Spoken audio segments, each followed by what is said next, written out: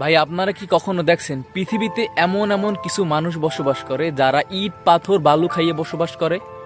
না, এক্স্যাক্টলি আপনারা এই বিষয়টা কখনো দেখেন না বা এই রকমের মানুষও থাকে না। কিন্তু আপনি যদি বাংলাদেশে আসেন তাহলে এই রকমের অহরহ মানুষ পাবেন যে যারা ইট বালু সিমেন্ট খাইয়ে বসবাস করে। এক্স্যাক্টলি আমি যেই কথাটা বলতে চাচ্ছি, বাংলাদেশের সিলেটে ভোলাগঞ্জ সাদা পাথরের কথা বলতেছি।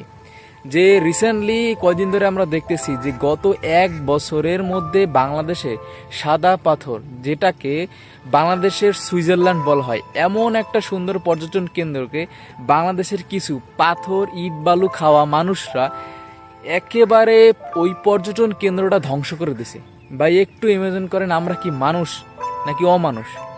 এত সুন্দর একটা জায়গা, যে জায়গায় এক সাইডে ভারতের মেঘালয়ের বড় বড় পাহাড়, আর বাংলাদেশের এই সাইডে অসংখ্য অসংখ্য সাদা পাথরে, তার উপর দিয়ে কত সুন্দর নদীর পানি যাইতো, কত মানুষের পর্যটন, একটা স্বপ্নের পর্যটন জায়গা ছিল। অনেক অনেক মানুষ একটু অবসর সময় পাইলেই সিলেটের ভোলাগঞ্জ সাদা পাথর যাইতো তাদের অবসর সময় কাটানো, তারা প্রকৃতির সাথে মিশতে যাইতো। কিন্তু আপনারা এটা কি করছেন ভাই, যে একদম আপনারা পাথরগুলারে নিছেন তো নিছেনই, একদম মাটির ভিতর দিয়ে, মাটির ভিতরে যা আছে তা উঠাই নিয়ে গেছেন। আপনারা কি ভাই, এখন এত সুন্দর জায়গাটার একদম আপনারা মরুভূমি বানাই ফেলছেন।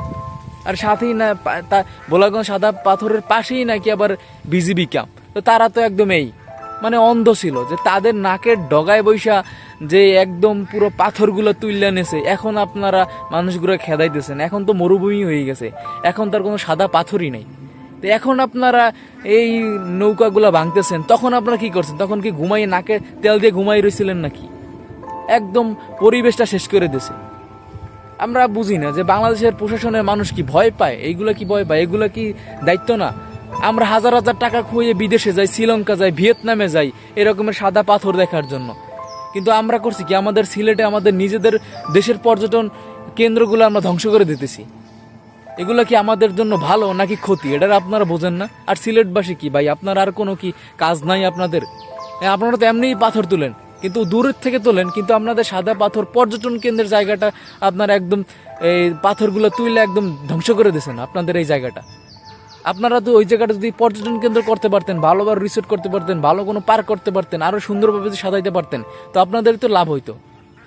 হ্যাঁ, আপনারা অল্প কিছু ক্ষণিক সময়ের জন্য, অল্প কিছু টাকার জন্য আপনারা আপনাদের নিজেদের জেলাকে আপনারা শেষ করে দিয়েছেন।